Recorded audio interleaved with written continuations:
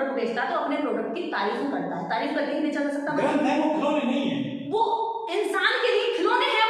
वो इंसानों की भावनाओं से खेलते हैं, ग्रंथों के नाम पर उनके अधिकारों से खेलते हैं, उनकी महिलाओं की अस्मिता से खेलते हैं। अभी आपको पता है गुजरात में क्या हुआ, कई एकड़ जमीन जो है एक बाबा ने गौशाला के नाम पर एक उससे ली, किसान से, उसने दान कर दिया। उसके बाद बाबा ने कई करोड़ रुपए में वो जमीन बिल्डर को बेच दी। बिल्डर ने आज उस पर एक सोसाइटी बना दी। बताइए तो देश में हिंदू राष्ट्र बनाने की मांग शुरू हो गई है, किस तरह देखते हैं इस मांग को आप? देखिए, हिंदू राष्ट्र बनाने की जो मांग इन्होंने रखी है ये बिल्कुल देश के खिलाफ है, संविधान के खिलाफ है और समानता के खिलाफ है, क्योंकि देश संविधान से चलता है और संविधान सबको बराबरी की बात करता है। हिंदू राष्ट्र में केवल और केवल ब्राह्मण के पास अधिकार रहेंगे, ब्राह्मण स्ट्रोंग होगा, और संविधान के राष्ट्र में पूरे देश की जनता स्ट्रोंग होगी, पूरे देश की जनता मजबूत होगी, सबको समान अवसर मिलेंगे और समान अधिकार मिलेंगे। ये कुछ लोग कहते हैं कि जो हिंदू राष्ट्र बन जाएगा तो सभी को समान अधिकार मिलेंगे, देश तरक्की करेगा और भी। अच्छा, तो फिर अगर हिंदू राष्ट्र में सबकी समान तरक्की थी तो फिर संविधान से पहले शूद्र क्यों नहीं पढ़ पाए, संविधान से पहले स्त्रियां क्यों नहीं पढ़ पाई? अगर संविधान नहीं होता और हिंदू राष्ट्र की अगर ये बात कर रहे हैं तो हिंदू राष्ट्र तो पहले से था इनके पास। सब लोग जितने भी यहाँ पर शूद्र थे, दलित थे, अछूत थे, सभी हिंदुओं में गिनती की जाती थी उनकी। सभी हिंदू होकर के ब्राह्मण की सेवा करते थे। आज जब ब्राह्मण कह रहा है कि सब समान होंगे तो क्यों नहीं 1947 से पहले सबको समानता दी? क्यों मंदिर में घुसने से पीटा जाता था, आज भी पीटा जाता है? क्यों ये क्या कहते हैं बाबा साहब अम्बेडकर को स्कूल के बाहर बैठ करके पढ़ना पड़ा? अगर हिंदू राष्ट्र में सबको समान अवसर था तो फिर क्यों कहा दीनदयाल उपाध्याय ने कि अगर अछूतों को नागरिकता मिली तो मेरा मरा हुआ मुंह देखोगे? क्यों कहा अटल बिहारी वाजपेयी ने कि तेली तमेली और क्या कहते हैं कहार काची और ये यादव ये तो मेरी आंखों में कांटे की तरह चुभते हैं? क्यों कहा? इसीलिए क्योंकि उन्हें पता है कि ये देश की करोड़ों जनता को हिंदू राष्ट्र में अपना दास बनाएंगे, अपना सेवक बनाएंगे, नौकरी करवाएंगे और गुलाम बना के रखेंगे, और जब वो अपनी कहेंगे मजदूरी दो, हमारे काम का मेहनत आना दो, तो लात मार के उनको भगा देंगे। यानी कि ब्राह्मण के लड़के को 12 वर्ष का लड़का भी एक शूद्र समाज का 80 वर्ष का बुजुर्ग सलाम ठोकता हुआ रहे, पैरों में पैर छुए, पाए लागू पंडित जी, पाए लागू पंडित जी कहता रहे। तो ये ऐसा राष्ट्र चाहते हैं। ऐसे राष्ट्र में देश की जनता का हित नहीं है, ये ब्राह्मणों का हित है, और ये हिंदू राष्ट्र की आड़ में ब्राह्मण राष्ट्र बना रहे हैं और ब्राह्मणों की शातिराना तरीके से ही ये अपने आप को सुरक्षित कर रहे हैं, क्योंकि इन्हें पता है अगर हमने कहा कि हम ब्राह्मण राष्ट्र बनाए तो कोई साथ नहीं देगा। इसलिए इन्होंने बहुत होशियारी के साथ में देश की आम जनता को, भोली जनता को, कमजोर लोगों को, जो भी नहीं जानते इनके षड्यंत्र को, वो षड्यंत्र को ना जान जाए, इसलिए कहता है कि हम हिंदू का राष्ट्र बनाएंगे। जब हिंदू की परिभाषा पूछने लग जाते हैं तो वो कहता है कि हम सनातन का राष्ट्र बनाएंगे। अब ये समझ में नहीं आता कि सनातन का राष्ट्र बनाएंगे या हिंदू का राष्ट्र बनाएंगे। अरे सारे झगड़े खत्म करो, लोगों को क्यों कंफ्यूज कर रहे हो? जो इनके भक्त हैं, फॉलो इनके साथ अंधभक्ति में जुड़े हुए हैं, वो भी कंफ्यूज होते हैं कि हिंदू राष्ट्र बनेगा या सनातन का राष्ट्र बनेगा। एक बार में कह दो ना कि सारे लोग ब्राह्मण बनाएंगे, हम सबको ब्राह्मण बनाएंगे, कोई ऊंच नहीं कोई नीच नहीं, बराबरी से रहेंगे, सारा भाईचारा रहेगा देश के अंदर, हम एक दूसरे से नफरत नहीं करेंगे, जाति के आधार पर शोषण नहीं होगा। जब सब ब्राह्मण हो जाएंगे तो सब बराबर हो जाएंगे। अगर बराबर करने का राष्ट्र बनाना चाहते हो तो हम भी साथ हैं, लेकिन गैर बराबरी नहीं चलेगी, दोगलापन नहीं चलेगा। तुम ऊपर बैठो, शूद्र को नीचे रखो और कहोगे तुम्हारा दास से गुलाम है, अब ये नहीं चलेगा। बहुत तुम लोगों ने लंबे समय तक चलाया, पर अब देश की जनता जागरूक हो रही है, वो ऐसा नहीं करने देगी। हिंदू राष्ट्र बनाने की जो बात की जा रही है उसको लेकर लोग चर्चा भी कर रहे हैं, लेकिन संविधान में कुछ ऐसी जो सुविधा है क्या कि ऐसे हिंदू राष्ट्र बन सकता है?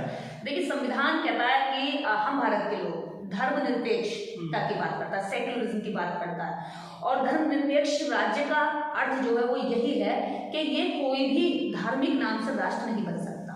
और धार्मिक नाम से यदि राष्ट्र बनाने की बात कर रहा है तो संविधान के विरुद्ध बात कर रहा है। वो संविधान को खत्म कर देना चाहते हैं। वो देश की आम जनता, आम गरीब नागरिक, जो पीछे खड़े हुए लाइन में लोग हैं, उनके हक अधिकार जो उनको मिल रहे हैं वो उनसे नफरत करते हैं, वो उनसे जलन करते हैं, वो चिढ़ते हैं। वो ये सोचते हैं कि जो गरीब आदमी हमारा घर में झाड़ू पोछा करता था, वो आज संविधान की बदौलत पढ़ लिख करके, नौकरी करके हमारे बगल में अपना मकान बना रहा है।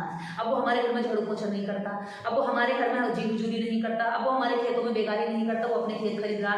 तो वो इस बात से बहुत जलन है, बहुत उनको क्लस है कि ये लोग क्यों यहाँ आ गए। और संविधान जब कहता है कि भारत धर्मनिरपेक्ष देश रहेगा और कोई भी राज्य यहाँ पर धर्म का प्रचार नहीं कर सकता, और सारे धर्मों को वो कहते हैं कि यहाँ पर बराबर का सम्मान है, तो आप कैसे कह सकते हैं कि यहाँ पर ईसाई को नकार सकते हो?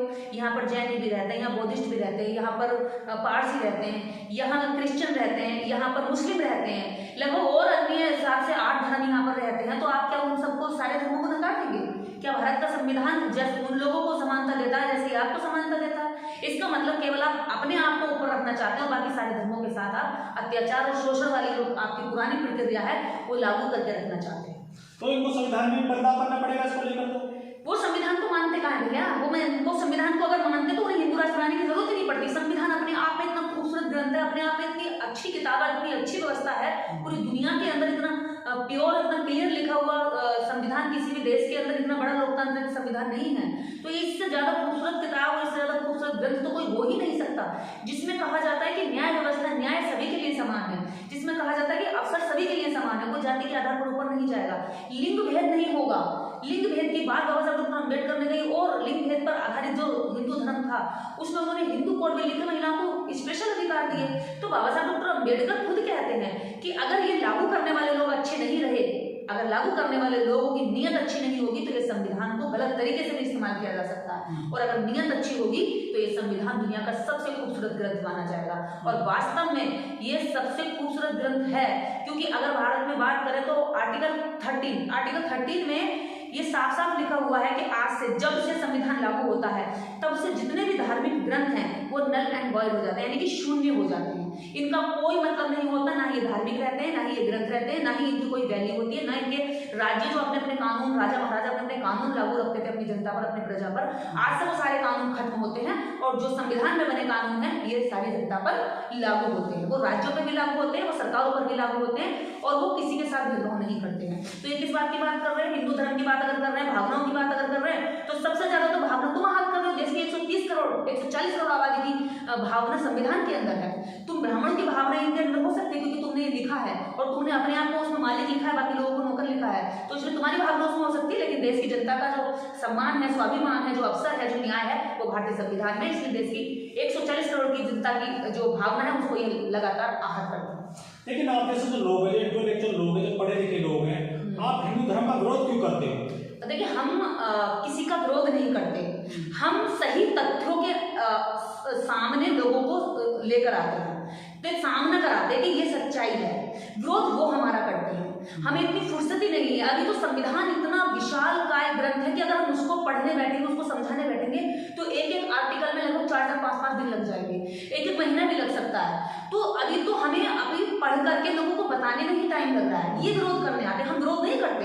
हमने आज तक, आप बताइए, हमारी किसी भी सोशल अकाउंट पर गाली बताइए हमने लिखी हो, वो हमें उल्टी अनेकों गालियां लिखते हैं। आज तक बताइए कोई अभद्र भाषा हमने की हो, हमने सिर्फ सवाल खड़े किए हैं। अगर ऐसा है तो इसका रीजन क्या है? क्या अगर हनुमान ने क्या कहते हैं सूर्य को निकला तो कई हजार किलोमीटर, लाख किलोमीटर दूरी पर जाकर के हनुमान कितने दिन में जाकर के उड़ कर बात है ना वो, तो युग, अगर बात तो बात है ना, तो सत्य करो ना, कोई से भी युग की बात हो।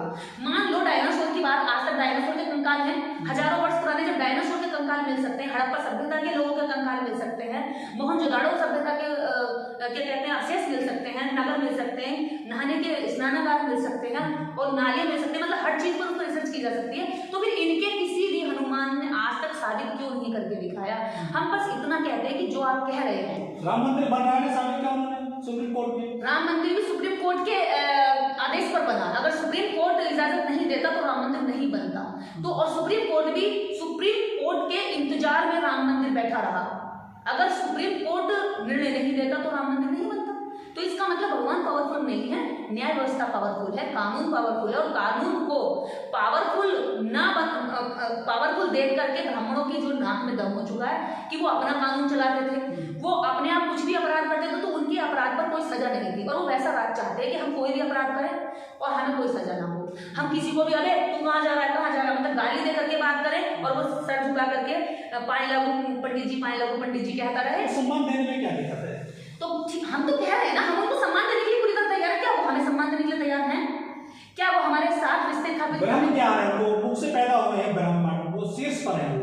वो मुख से पैदा होकर के आज उनका एक भी बच्चा मुख से पैदा क्यों नहीं हो रहा? अगर वो मुख से पैदा हुए थे तो उनके बच्चों की डिलीवरी मुंह से क्यों नहीं हो रही? क्या साइंस आज भी इतना कुछ कर रही है कि साइंस ने एक जगह की जगह दूसरी जगह से बच्चे पैदा करने की प्रक्रिया ढूंढ ली है कि हाँ सर्जरी से सिजेरियन बच्चे आजकल हो रहे हैं। देखिए, नेचुरल जो डिलीवरी होती है उसकी जगह अब साइंस ने कह दिया कि सिजेरियन बच्चे भी हो सकते हैं। लेकिन आज तक ये क्यों नहीं बता साबित कर पा रहे? साइंस ने तो साबित कर दिया। अगर साइंस साबित कर सकता है तो ये क्यों नहीं साबित कर रहे? ये भी साबित करो, हम लोगों को हम मान लेंगे, हम मानने को कम मना करते हैं, हम हर बात मानने को तैयार है, लेकिन तथ्य पे आधारित तो हो, सच तो हो, वो इतना तो कोरा झूठ ना हो कि दिमाग छोटा सा बच्चा भी अगर सुने वो हंस पड़े कि क्या आप तो ग्रंथों को भी जो है वो करने लगे हैं टारगेट। देखिए वो ग्रंथ नहीं है, पहले आपको मैं ये बता दूं, इलाहाबाद हाईकोर्ट का निर्णय है कि रामायण, रामचरित और मनुस्मृति ये धार्मिक ग्रंथ नहीं है, ये हिंदी और संस्कृत साहित्य है, ठीक है। संस्कृत साहित्य अगर कोई कहता है कि ये धर्म ग्रंथ है और आपके ऊपर FIR करते हैं तो आप उल्टा उसके खिलाफ कार्रवाई कर सकते हैं,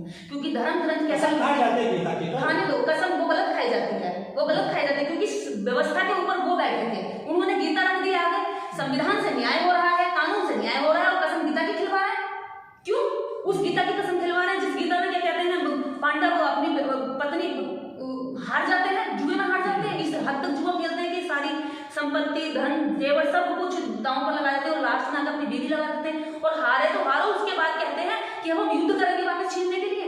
तो ऐसे एक परिवार के मसले को, एक परिवार का जो झगड़ा था उसको धर्म ग्रंथ बता दिया और लोगों से कहा कि इस पर हाथ रखे। किसने कहा कि इस पर हाथ रख के कसम खाओ? क्योंकि ये कानून व्यवस्था पहले से ऊपर बैठे थे। जब यहाँ से अंग्रेज गए तो ब्राह्मणों ने अपने हाथ में सत्ता हथिया ली, और ब्राह्मणों ने अपने हाथ में सत्ता हथिया कर आम जनता को वही बताया जो इनके फायदे में था, और आम जनता से जानती रही। जितने भी ग्रंथ है ये तो घरों में पढ़े जाते हैं हिंदुओं के, धार्मिक ग्रंथ हैं, जो कथावाचक इनको जो पढ़ते हैं इनको पैसा कमाते हैं इनके दम पर, ये तो पवित्र ग्रंथ बताए गए हैं हिंदुओं के। देखिए जिसके मान लीजिए मेरी कोई दुकान है, आप कोई दुकान करते हैं, तो मैं अपनी दुकान का सौदा अच्छा बताऊंगी ना, मैं ये तो नहीं बताऊंगी कि मेरी दुकान में बिल्कुल बेकार सामान है मत लो।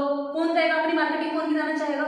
हर कोई, आप किसी भी दुकान में चल जाए, किसी व्यापार में चले जाए, किसी मार्केट में चले जाएगी, एक ही जगह जब कोई अपना खिलौना बेचता है, मान लो कोई खिलौना बेच रहा है, तो हर खिलौने में 20 दुकानें हैं, 20 दुकानें कहेंगी मेरा खिलौने की दुकान बड़ी है, मेरा आइटम ये है, मेरे खिलौने के ये फीचर प्लानिंग है, मेरा ये है। मतलब कोई जिसको धंधा मिल रहा है, जिसको रोजगार मिल रहा है, वो अपने रोजगार की दुकान को क्यों खराब होने देगा? आप बताइए, क्या आपकी छोटी सी भी दुकान होगी तो आप टूटने दोगे?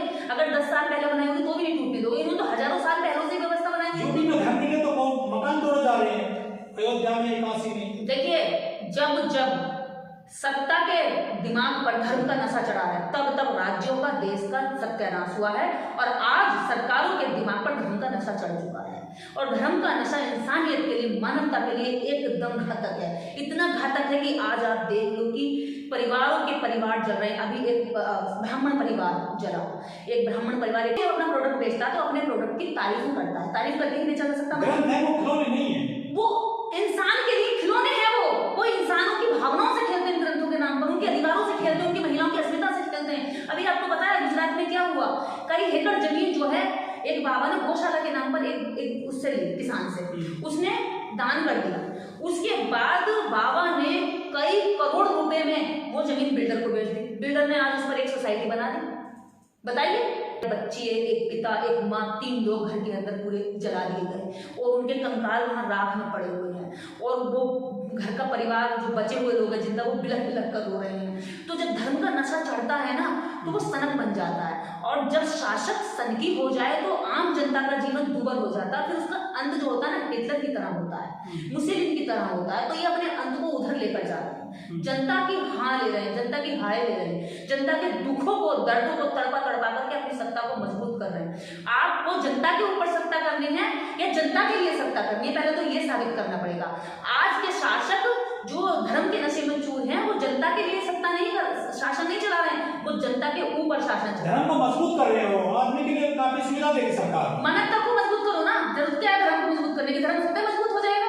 मानवता को मजबूत करो, न्याय व्यवस्था को मजबूत करो। मध्य प्रदेश में हर चीज में कथाएं हो रही है बड़े पैमाने पर। गुंडे बदमाश सारे खुले घूम रहे हैं, जितने बदमाश, जितने जेलों के फरार लोग, जेलों से भागे हुए लोग, अपराधी लोग, 376 के जो लोगों को ज्ञान दे रहे हो, बता रही हूँ ना किस तरह का ज्ञान दे रहे हैं। सुनो, वो अपराधी टाइप के लोग जो जेलों से भाग जाते हैं, जिनको जो है छुपने की जगह नहीं मिलती, तो वो क्या करते हैं, कथा वाचक बन जाते हैं। ज्यादातर बाबाओं का यही रिकॉर्ड रहा है, ज्यादातर बाबाओं की यही हिस्ट्री रही है कि वो कथाओं में जब जाते हैं, जब उनके जीवन में कुछ भी नहीं बचता है। खुद अभी क्या कहते हैं, जितने बाबा हैं खुद अपने आप से और उनकी हिस्ट्री से ये आप पढ़ करके बता दीजिए कि कितने बाबा जेलों में पड़े और कितने बाबाओं की जेल जाने की तैयारी है। तो सरकारों का हाथ इनके ऊपर रहता है, नहीं तो ये जेलों में सड़े, इनकी बाहर जाकर कोई, ये औरतों के प्रति बेहद घटिया सोच रखते हैं।